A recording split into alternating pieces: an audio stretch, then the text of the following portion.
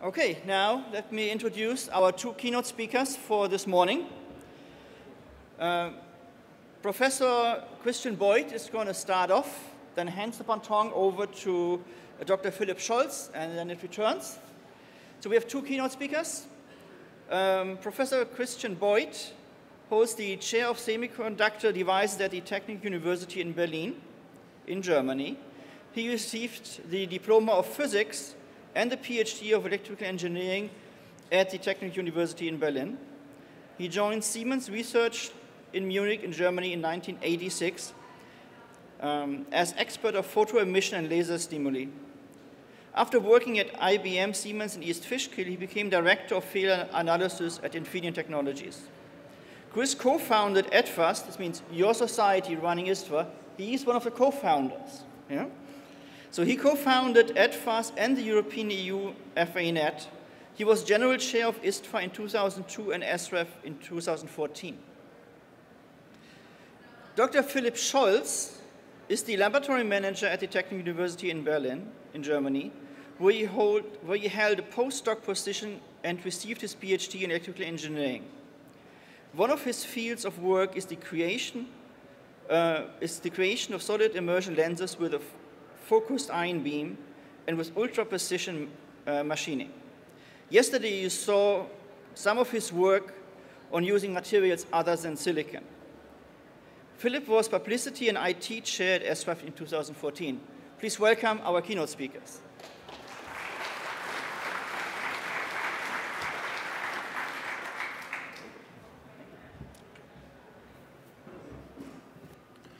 Good morning, everybody. I'm very happy that I got invited from ISTFA to give a keynote presentation. And a keynote presentation is regularly something that is irregular inside the conference. So, usually it is not exactly about the topic of the conference, something that widens the scope of the attendees. And for example, like a report on the next Mars mission or something like that could be a very good keynote. And today, that's a little bit different. We stay with FA of electronic devices, but in a very different way. We look at what Howard Marks has stated, the debug of logic, the skills to use probing tools and understand the results are not yet taught in schools. I think the most of you probably would agree. And that means that our topic today may be about as exotic as a report on the next Mars mission. We, of course, then did a different approach, and we present how topics like FA can be implemented in academic education of an EE curriculum. We have kind of built our presentation a little bit in a way like a recipe for cooking. So we start with the ingredients, that's the concept, the chapters 1 to 4. And then we talk about the directions, so that would be the actions, chapters 5 to 8. And then it comes to tasting and the way to spread the news. That's going to be in the part of the benefits in the chapters 9 to 10. So when we look at the recipe, what's important?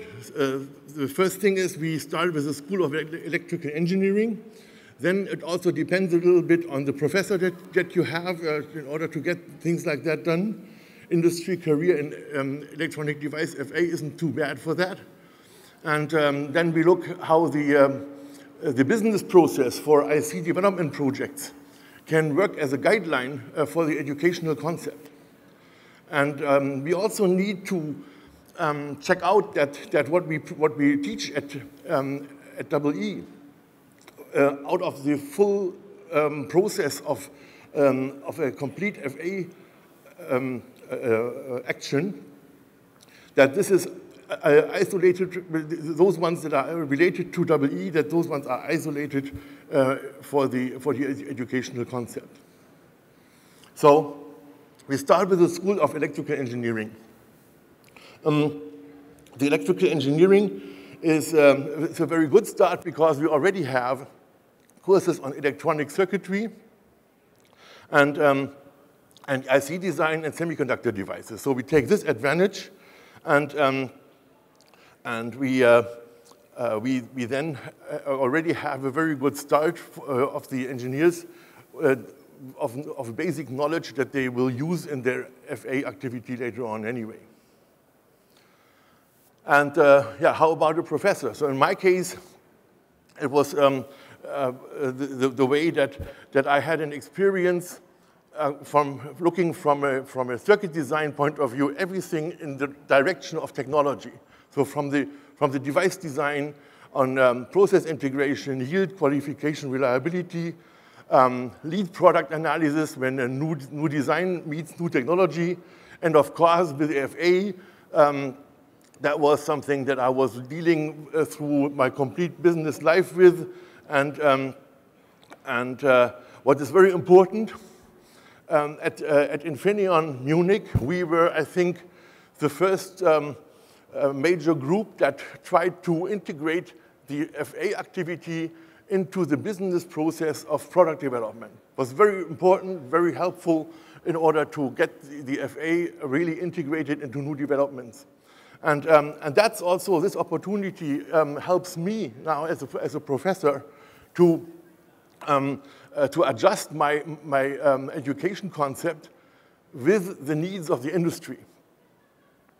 So all these things can be established at university, and in addition, we can provide to students for research and their careers worldwide FA community network like we have right here, and that's also, of course, a very, very important ingredient there.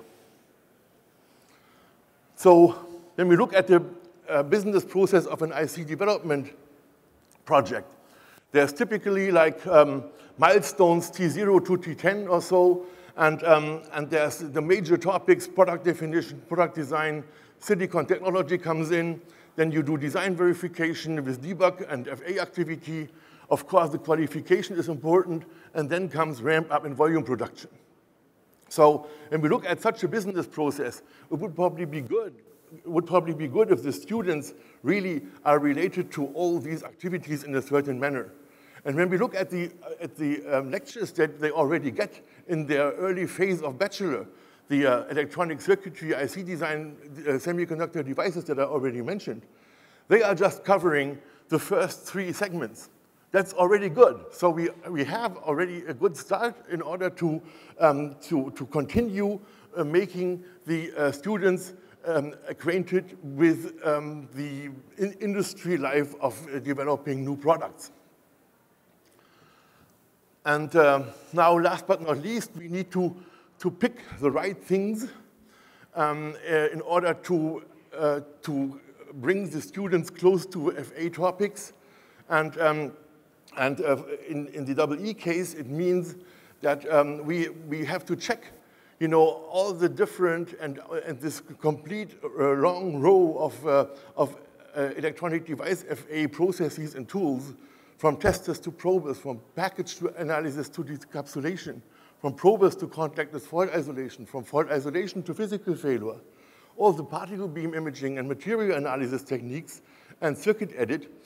And we at TU Berlin, we just focus on these 3 segments, from testers to probers, from probers to contactless fault isolation, and circuit edit. That's very well related to electrical engineering and makes a good concept to prepare the students for what is happening later in business life. So now we come to the direction, how to do that. And the first thing that you do when you start as a professor at university is you start a lab. And in this case, of course, an FA lab. And we had the opportunity to do that with professional tools. Then you can establish research on FA at the university. That's already very good, so you can have PhD students that are working on very important topics, but of course you want to push it further into the regular curriculum of the education. And then of course it's very near to just start with master modules that you can put at the end of the education and let the students prepare some knowledge or gain some knowledge in order to pick to pick master thesis topics and being part of this research activity. But it's also very important between the basic lectures in the beginning of the bachelor studies and the master modules at the end to have something in between that really opens the mind of the students to the topics that we want to present to them already at bachelor level, and that's not easy to introduce. We come to that later. So the first thing is our lab. So here you see an image of our EE building in the front. And by the way, in the back, where this arrow is, you cannot see this arrow, okay. But in the back, you see this white building, this white large building, and everybody who attended ISTFA 2014 is familiar, of course, with that building. And we are a little bit walking distance away from that. And our EE building, that is also the building that we have our lab in. And that's in the very front, on the very bottom, this extended part of the building where our activity is located. So when we look at the floor plan, it is the lower left part where we are doing our jobs, and this is particularly the lab itself. So if we look at that alone, it is a 2,300 square feet large area, and we are, of course, wanting to have all our activity kind of concentrated on this particular lab. And we have a Hamamatsu FIMOS, we have an OptiFib2, and an Agilent tester, AFM and derivatives. We have a dual beam, XL38A30, Ultratech for preparation, and some old size LSMs, and very important for probe stations. And not at this particular lab, but we have access to a 4-inch silicon planar technology that helps us for some specific processes, and also very important, a Centaurus device simulator. So the major tools that we have identified like that, these major tools, they all find their places in this kind of a lab, and we have additional space for the probing. So that's very good to have it all concentrated. So it's easier to maintain the lab. It's easier to care for security, and it's also easier for the students to see the complete process in one place. So that's a very important thing to have such a lab, and with such a lab you can do, of course, research that's interesting. So with the OptiFib, we worked, of course, on backside processes, circuit edit, and with the opportunity to thin down to very shallow silicon, we could do nano probing and e-beam probing through the backside, and also carve out sills by milling the silicon. Then we were researching on the fundamentals of LVI, LVP, and also EUFM and EUP. And we came up to research on very recent devices, FinFETs, 3D aspects, visible CFI, as you've seen yesterday.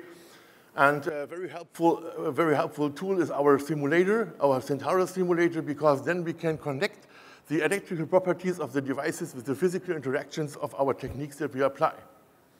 And in addition to the regular device and FA topics, we also look how the FA techniques that we are using for signal tracking, how these also can be used for attacking the hardware and read out sensitive information. So we assess this risk, and we work on protection structures in order to to make the devices really secure and to work against the risk that our FA techniques kind of provide. And then there's additional research activities on photovoltaics, gallium nitride devices, and so on. Overall, there were 22 PhD students, and 15 of them already graduated, so there are still a few in our lab right now, and 10 of the graduated students, PhD students, went into industry. So I think that's quite a good rate, and I think several of you know our graduates, and so that's the way it could be, and we are very happy about that.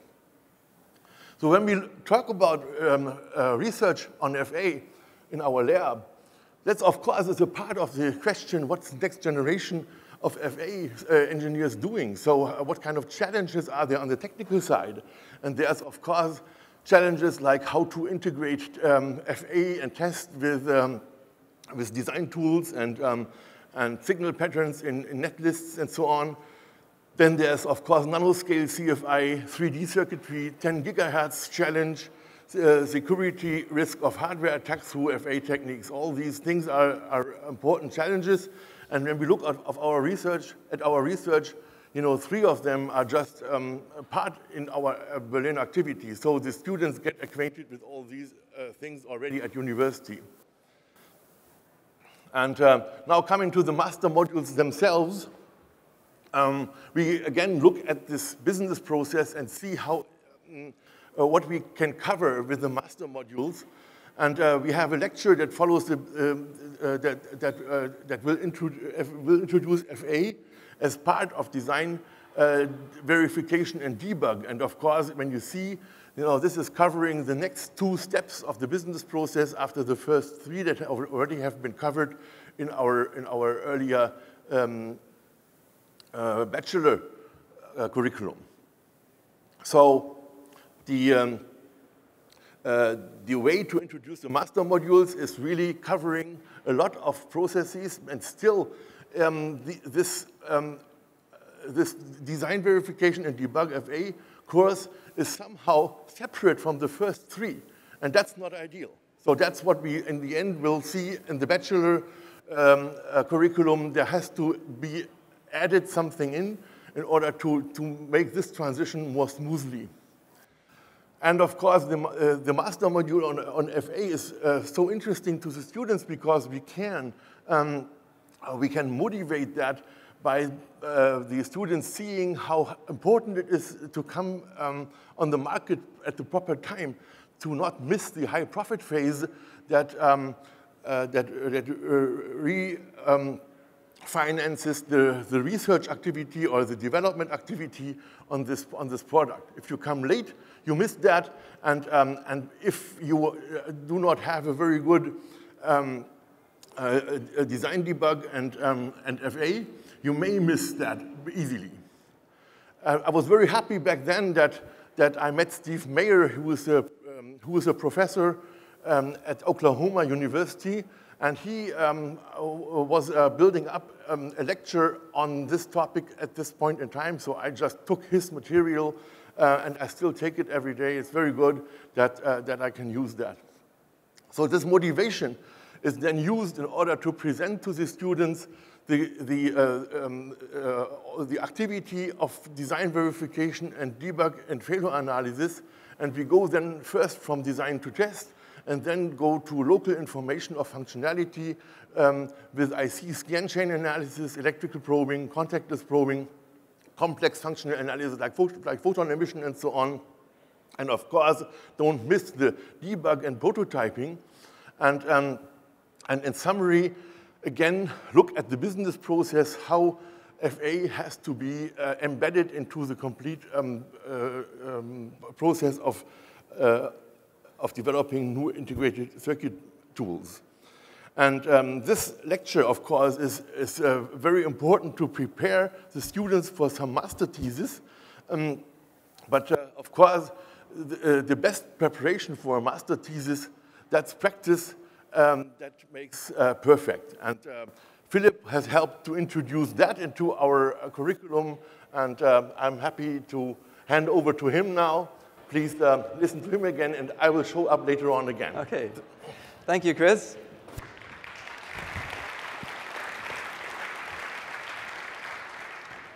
So good morning, everyone. I'm glad I didn't have to ride those bulls last night. I hope you all had a great night, and now let's get some practice. So far we talked about the lectures, so all the theoretical things that we tell our students. And next, which is probably the most important part in educating, is that we're giving them a practical experience. In our case, to do this, we're using a simple device under test, like the hex inverter that you can see here, so that we don't have to worry too much about device functionality, but can purely concentrate on the FA methods. In our case, we're dealing with decapsulation and thermal or photoelectric laser stimulation and photon emission microscopy, as well as circuit edit. And we're doing all these FA methods with our students, or actually our students doing them partially by themselves. And here they are. You can see one of my colleagues introducing and explaining decapsulation to some of our students, and we're telling them what kind of packages there are and what challenges they offer to FA analysis. And we're preparing the device that you saw earlier for a front side and a back side analysis.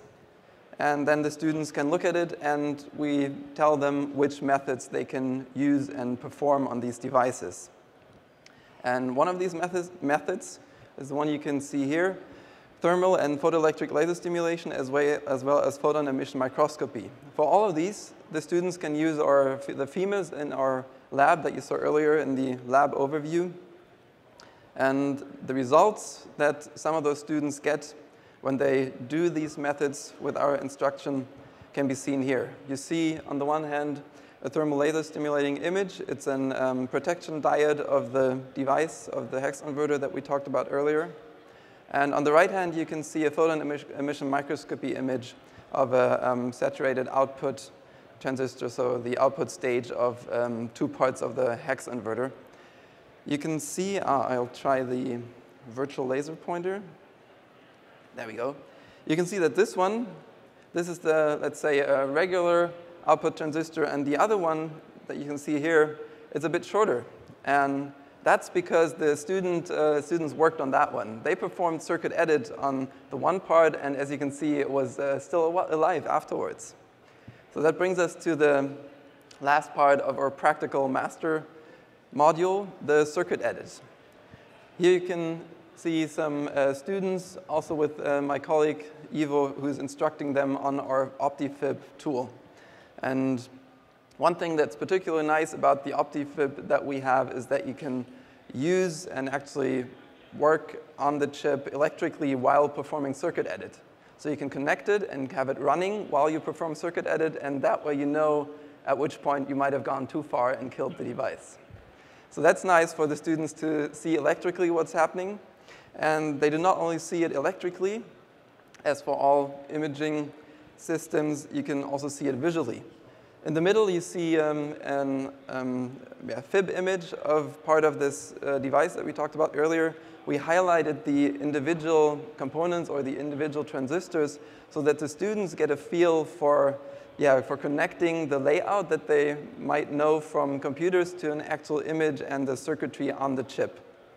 As you can see, when working with students, some things are not quite as clean and perfect as they might be for other works, so there's still some residue from the depackaging, but it worked, and I mean, it's better to have the students do things themselves than always doing it perfectly. And the outer images you can see, so those are fib images from opening and cutting part of the hex inverter, which led to the reduced device that we saw earlier in the PEM image.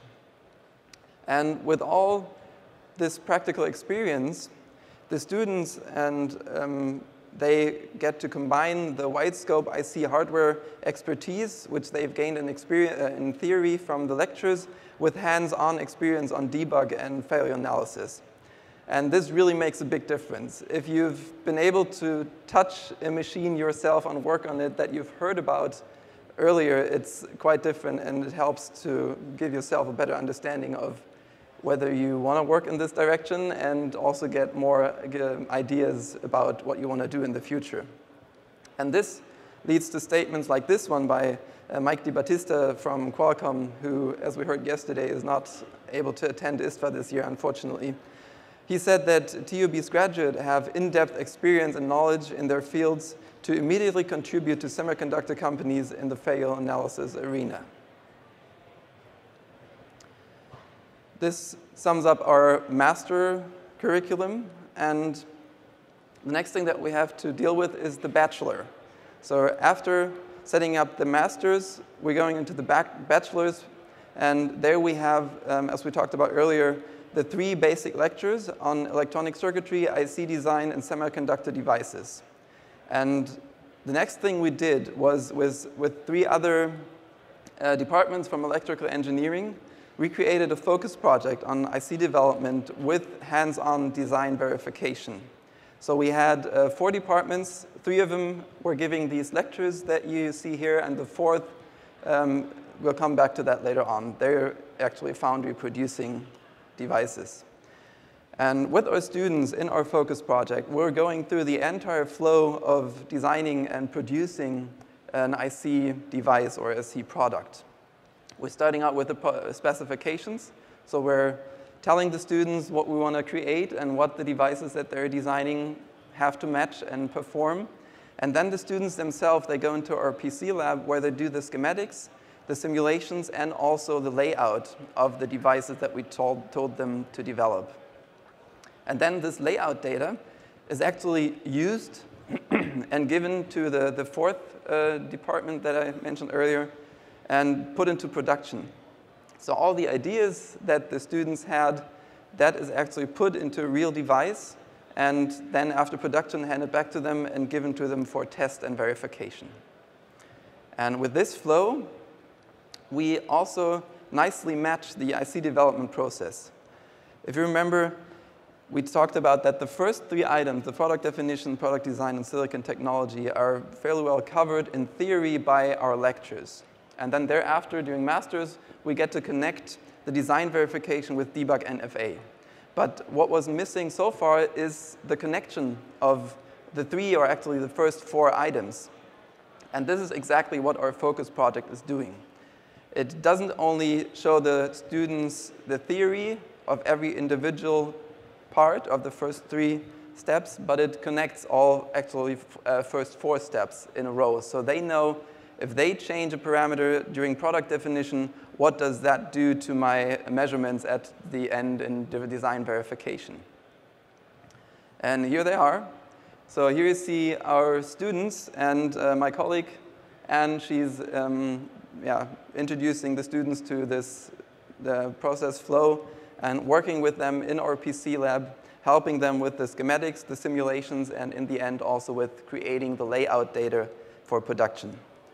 At the bottom right, you should, depending on the projection, be able to see some simulations that the students are doing. Here they're analyzing IV curves of transistors, something they've heard quite frequently during the lectures because we like to torture them with that. And now they actually get to create those curves themselves.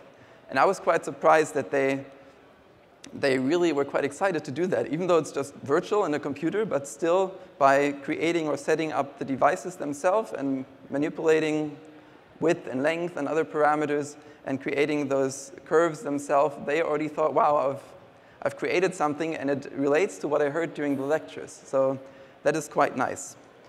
And of course, then thereafter, with the layout data that they create, we get to the next step, which is very essential for this focus project, and that is that this layout data is given to the IHP, which is part of the 4th EE department, which created this focus project. And the IHP, it's a research institute not far from Berlin. It's in Frankfurt-Oder. And they have a full process 8-inch wafer fab.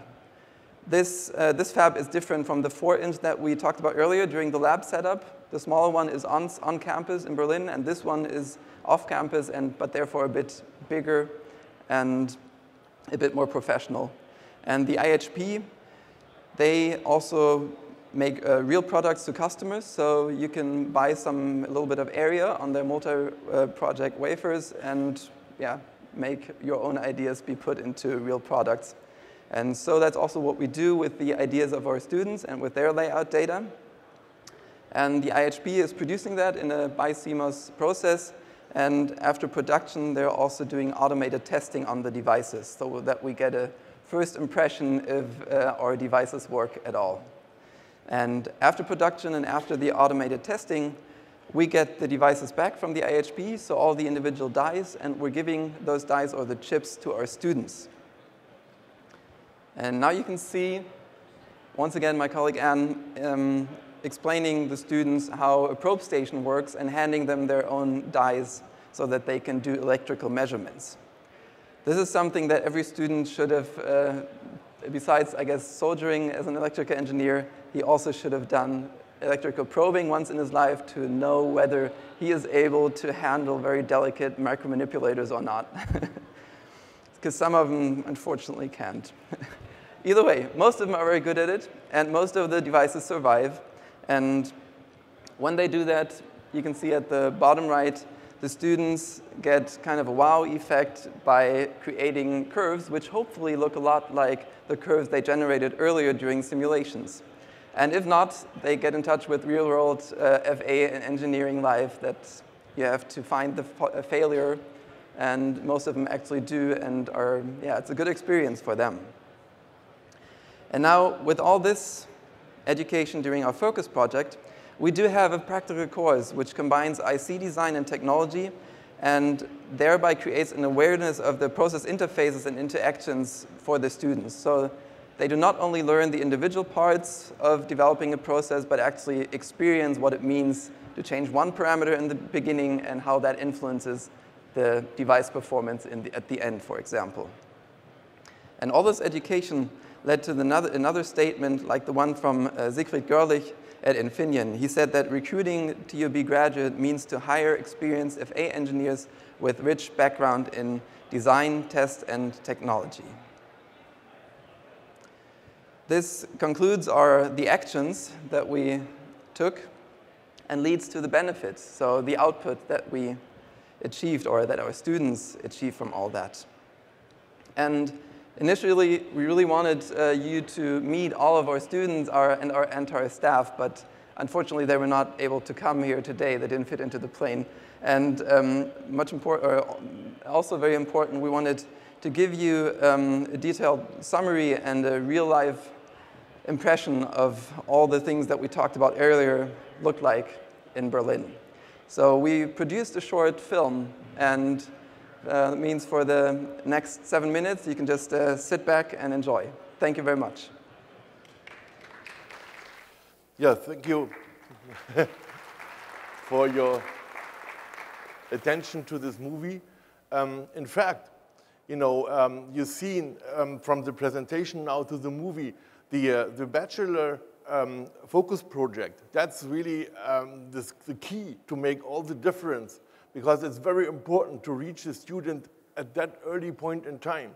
They need to know before the master starts how to direct themselves into the master, and they already have to know about their talents in order to select the modules in their master properly.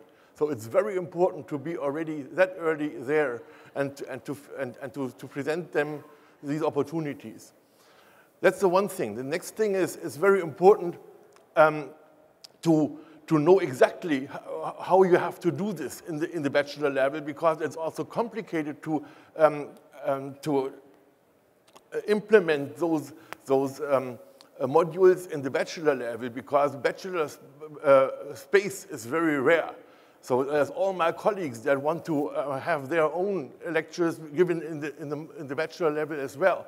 So you have to convince your colleagues as well, and have to do something that's also working for the students. So if my colleagues would give me the spare space in the bachelor, and then the students are not happy with the course that they get, I would lose it again.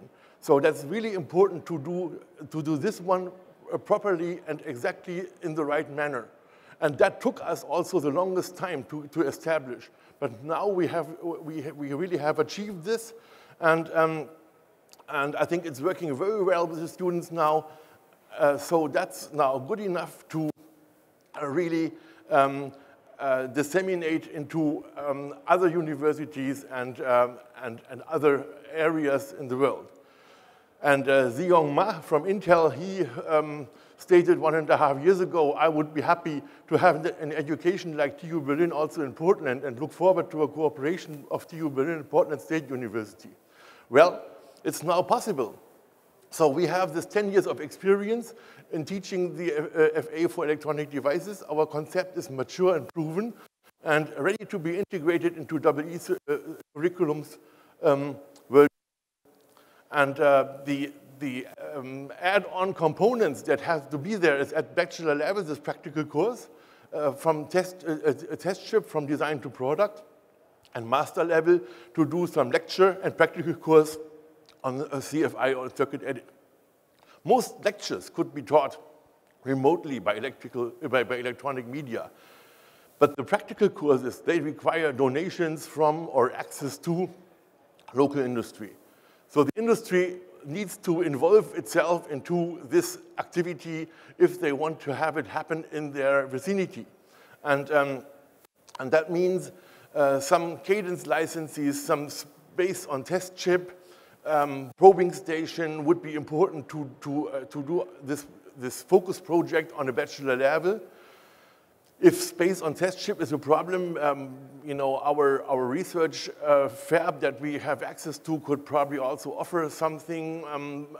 But it's really, I think this full concept is really important to have all this in place and have the students hands-on gaining experience with that. And master level, of course, access to CFI, access to focus ion beam or circuit edit may be something that that the labs can provide to the students in some extra part of the lab or so. I think it's all possible and can happen. So let's get an FA student education network started. Thank you very much for your attention.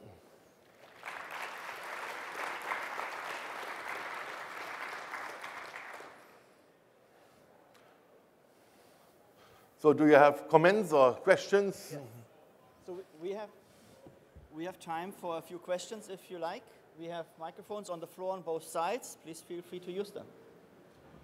Thank you, Christian. A very nice overview. I had just kind of two mechanical questions.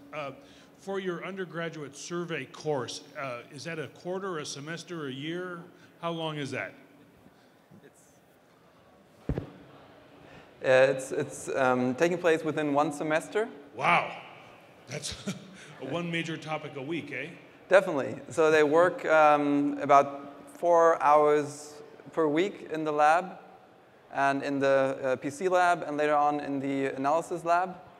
And sometimes, depending on the schedule of the foundry, they have a little break in between. And yeah, so that's also something you have to take into account, that you might have to start very early during the semester, have a little gap for production, and then can continue with the hardware by the end.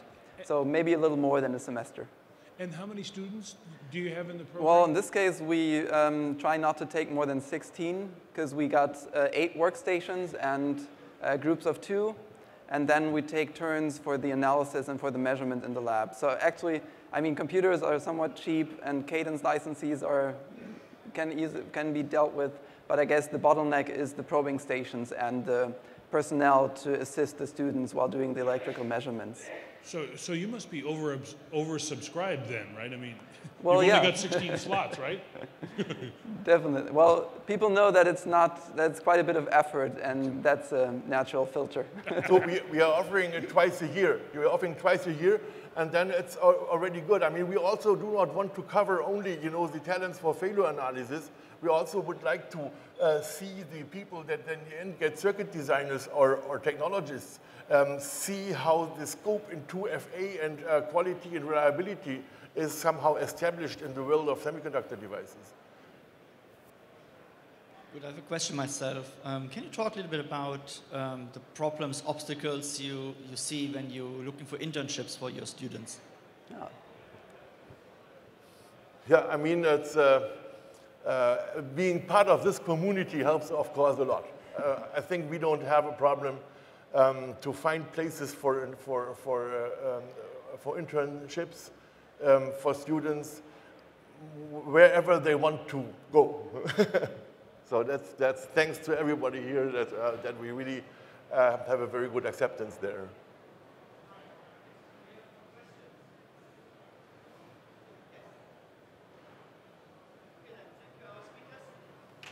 Thank you.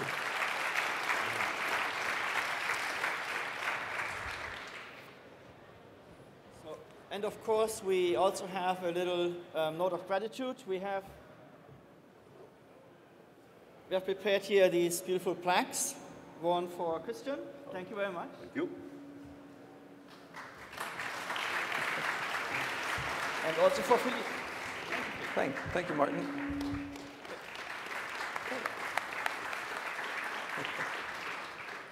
Okay, so